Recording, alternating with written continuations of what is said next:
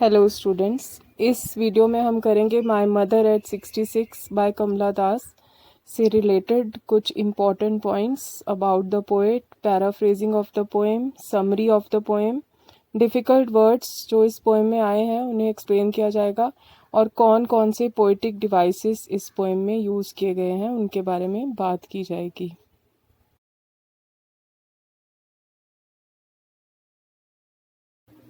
आइए देखते हैं कमला दास के बारे में। She is popularly known by her pen name Madhavikutty. She is an Indian English poet as well as a leading Malayalam author from Kerala, India. Birth date 31 March 1934. Died on 31 May 2009. She has published many novels and short stories in English and Malayalam. Some of her works are the novel Alphabet of Lust, which was published in 1977, and a collection of short stories Padmavati and the Harley and other stories in 1992. Paraphrasing start करते हैं, line 1 to 4. Driving from my parents' home to Cochin last Friday morning, I saw my mother beside me. ये एक छोटी सी poem है. It's a short poem without a full stop. Poem में कहीं भी बीच में फुल स्टॉप नहीं है. The poem is like a long sentence overflowing thought process. एक लंबा सा सेंटेंस है ये एक पोएम जिसमें कि एक के बाद एक थॉट्स आते जा रही हैं पोइट के माइंड में. Here the poet is remembering last Friday when she is on her way to Cochin airport with her old mother sitting beside her. She looks at her closely and presents before us her image. अब वो अपने रास्ते में है, Cochin airport जा रही है अपने घर से अपनी माँ के साथ. उन्हें छोड़ के जा रही है और उसकी माँ उसके साथ बैठी है और वो उसे बड़े ही ध्यान से देखती है और बताती है कि उसकी माँ कैसी लग रही है इन लाइंस में. आगे बढ़ते हैं. Lines 5 to 10. Those open-mouthed, her face ashen like that of a corpse, and realized with pain that she was as old as she looked, but soon put that thought away. And ये इन lines में poet जो है अपनी mother को देख रही है. Dozing off to sleep, and her aging face was smoky in color like ash. ऐश राख की तरह से उसका फेस जो है वो स्मोकी है उसकी माँ का. हर माउथ वॉज ओपन, उसका मुंह खुला हुआ है नींद में. And she resembled a dead body. Corpse मतलब डेड बॉडी. वो डेड बॉडी जैसी लग रही है. The poet realise that her mother was old. यहाँ पोएट को ये एहसास होता है कि उसकी मदर ओल्ड हो चुकी हैं. She felt pain and sympathy for her. उसके मन में उनके लिए दर्द और तरस की भावना आती है. Her mother needed love, affection and care. उसे लगता है कि उसकी माँ को प्यार और देखभाल की ज़रूरत है. In order to come out of the gloom. अब ये जब वो सब सोच रही होती है तो वो बहुत ही ग्लूमी हो जाती है, दुखी हो जाती है. तो पोएट जो है अपना ग्लैंस, अपनी नज़र वहाँ से हटा लेती है and looked out of the cars window. और कार की विंडो से बाहर देखने लग जाती है ताकि उसका ध्यान अपनी माँ की पेन, उसकी ओल्ड एज की तरफ न जाए. Lines 11 to 15. And looked out at young trees sprinting, the merry children spilling out of their homes. But after the airport security check, standing a few yards away, I looked again at her, wan, pale. अब वो बहुत दुखी होती है तो वो क्या करती है, गाड़ी की खिड़की से बाहर देखती है. In order to come out of the gloom, the poet shifted her glance and looked out of the car's window. There she saw young trees pass by. अब यहाँ पे इमेजरी का यूज किया गया है. ऐसे लग रहा है कि यंग ट्रीज भाग रहे हैं. Little children were running out of their houses into the playgrounds. अब यहाँ पे लिटिल चिल्ड्रन के साथ स्पिलिंग आउट यूज किया है जो मेटाफर है. जैसे कि किसी चीज में से कोई चीज बहुत, किसी बर्तन में से कोई चीज बहुत तेजी से बाहर निकलती है तो बच्चों को उसके साथ कंपेयर किया है बिना लाइक और एज यूज किए हुए. तो ये मेटाफर है.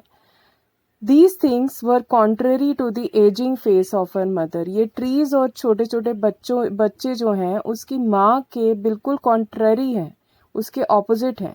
They symbolize energy, life and happiness.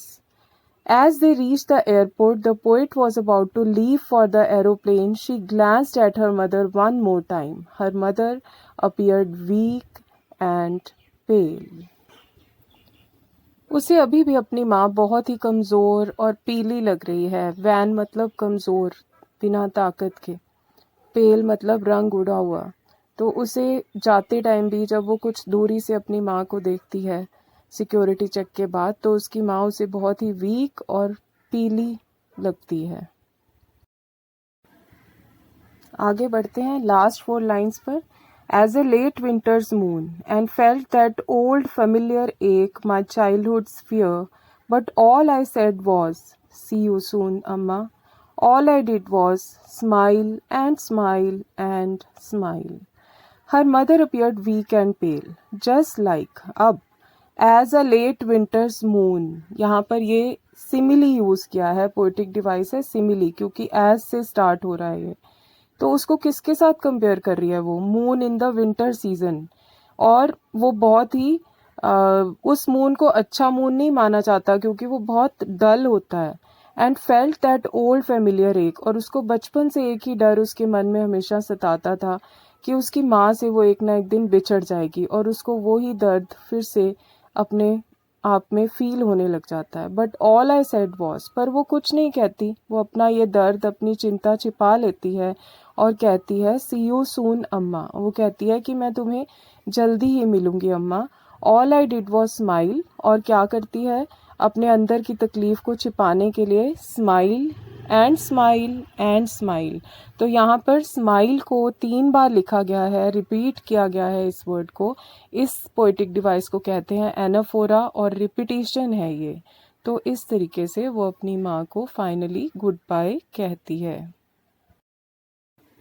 आ जाते हैं नेक्स्ट टॉपिक पर, summary of the poem. First point, the poet is presenting the image of her mother in the poem. Second point, she compares her mother to the corpse. Figure of speech used here is simile. Third point, the poet shows the typical love and affection which is present in a mother-daughter relation. The poet is pained to see her mother and tries to distract herself by looking out of the window at the trees and children. At the airport again, the poet looks at her mother, who is old and worn out, and feels the pain and fear of losing her. She bids farewell to her mother with a smile. तो ये है summary, main points इस poem में जो आए हैं। अब आ जाते हैं डिफिकल्ट वर्ड्स पर। फर्स्ट वर्ड है डोज। डोज का मतलब है short light sleep.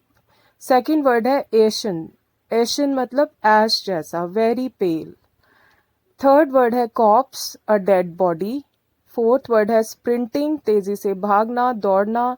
Fifth word है स्पिलिंग। यहाँ पे उसका मतलब है कि बहुत सारे लोगों का या चीज़ों का एक साथ बाहर निकलना, जो चिल्ड्रन के लिए यूज़ हुआ है। सिक्स वर्ड है वैन, मतलब कि कमज़ोर, अननेचुरली पेल, किसी तरह की तकलीफ में। सेवन्थ वर्ड है एक। एक का मतलब होता है दर्द, यानी कि पेन। आ जाते हैं पोइटिक डिवाइसेस पर। पहला बहुत ही इम्पॉर्टेंट पोइटिक डिवाइस जो इस पोएम में यूज़ हुआ है वो है सिमिली। सिमिली का मतलब होता है दो चीज़ों को कंपेयर करना, एज या लाइक यूज़ करके। दो जगह यूज़ हुआ है, her face ashen like that of a corpse, और दूसरी जगह as a late winter's moon. तो आपको देखना है कि एज और लाइक का यूज़ यहाँ हो रहा है, इसलिए ये सिमिली है। नेक्स्ट पोएटिक डिवाइस है मेटाफर। मेटाफर में भी कंपैरिजन होता है, बस एज और लाइक का यूज नहीं होता। जैसे कि यहाँ पे the Mary children spilling, children को किसी ऐसी चीज के साथ कंपेयर किया है जो बहुत सारी मात्रा में बाहर निकल रही है, बिना एज या लाइक यूज किए हुए। पर्सोनिफिकेशन का मतलब होता है जब हम when we give human characteristics to animals और प्लांट्स और नॉन लिविंग थिंग्स। जैसे कि ट्रीज के साथ इन्होंने स्प्रिंटिंग वर्ड यूज करके यहाँ पर उन्हें चिल्ड्रन का एक पर्सोनिफाई कर दिया है बच्चों के साथ। तो स्प्रिंटिंग वर्ड यूज करने से पर्सोनिफिकेशन टूल यहाँ पर आ जाता है। आ जाते हैं next poetic device, anaphora. Anaphora का मतलब है रिपीटिशन, चाहे वो किसी वर्ड की हो या किसी फ्रेज की हो, ताकि पोइटिक इफेक्ट दिया जा सके पोएम में। तो यहाँ पर रिपीटिशन लास्ट में है, smile and smile and smile, ये एनाफोरा है।